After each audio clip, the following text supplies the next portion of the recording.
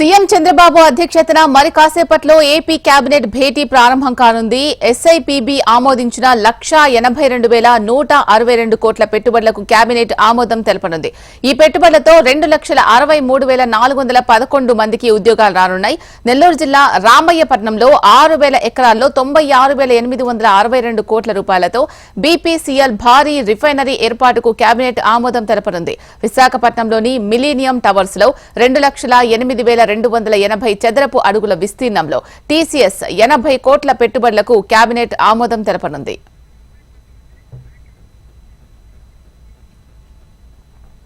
CM Chandrababu అధ్యక్షతన మరి కాసేపట్లో ఏపీ కేబినెట్ భేటీ ప్రారంభం కానుంది. ఎస్ఐపిబి ఆమోదించిన 1,82,162 కోట్ల పెట్టుబడులకు కేబినెట్ ఆమోదం తెలపనుంది. దీనికి సంబంధించి పూర్తి సమాచారం అందించడానికి మా ప్రతినిధి కాంతి సిద్ధంగా ఉన్నారు. కాంతి,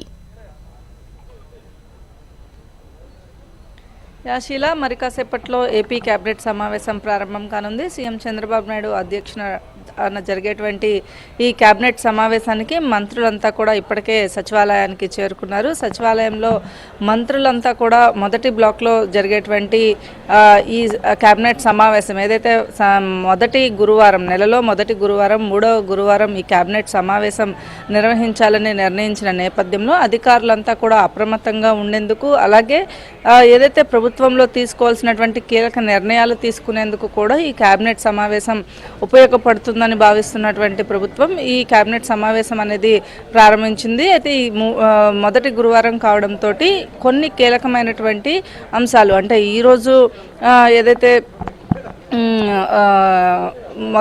సంవత్సరం స్టార్ట్ అయిన తర్వాత మొదటి రోజు కాబట్టి ఈ రోజు తీసుకునేటువంటి నిర్ణయాలు ఏవైతే ఉన్నాయో కేబినెట్లో, ముందుగా ఉగాదికి ఏదైతే మహిళలకు ఉచిత బస్సు ప్రయాణంకి సంబంధించినటువంటి అంశం పైన ఈ కేబినెట్లో ఒక నిర్ణయం వచ్చే అవకాశం కనిపిస్తూ ఉంది. ఉగాది నుంచి కేబినెట్ ఏదైతే మహిళల ఉచిత బస్సు ప్రయాణానికి సంబంధించినటువంటి అంశాన్ని ప్రారంభించాలి అనుకుంటున్న నేపథ్యంలో దీనికి సంబంధించి ఒక నిర్ణయం తీసుకునే అవకాశం కనిపిస్తూ ఉంది. ఇక దీంతో పాటుగా ఎస్ఐపిబి సమావేశంలో తీసుకున్నటువంటి కొన్ని నిర్ణయాలు ఏవైతే ఉన్నాయో, కొత్తగా రాష్ట్రానికి వచ్చేటువంటి కొత్త ఇండస్ట్రీస్ని తీసుకువచ్చేదానికి సంబంధించి పెట్టుబడులకు వచ్చే వారికి, అలాగే ఉపాధి కల్పన విషయంలో రాష్ట్రంలో నిరుద్యోగ యువతకు ఉపాధి కల్పన కోసం ప్రత్యేకమైనటువంటి ప్రణాళికలతో ముందుకు వెళ్లాలని ప్రభుత్వం భావిస్తున్న నేపథ్యంలో దీనికి సంబంధించినటువంటి నిర్ణయం కూడా ఈరోజు కేబినెట్లో తీసుకునే అవకాశం ఉంది. అలాగే కీలకంగా కొన్ని పరిశ్రమలు ఇప్పటికే ఆంధ్రప్రదేశ్లో స్థాపన కోసం కొంత కేటాయింపులు చేయవలసిన అవసరం ఉన్న నేపథ్యంలో కేటాయింపులకు సంబంధించినటువంటి చర్చ కూడా జరిగిన తర్వాత కొన్ని సంస్థలు ఏవైతే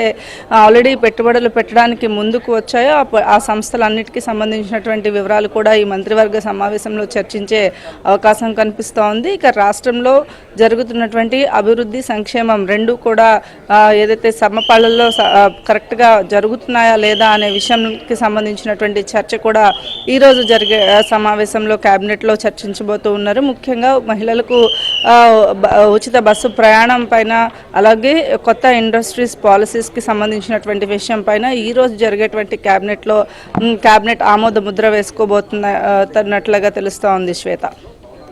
రైట్, థ్యాంక్ యూ కాంతి.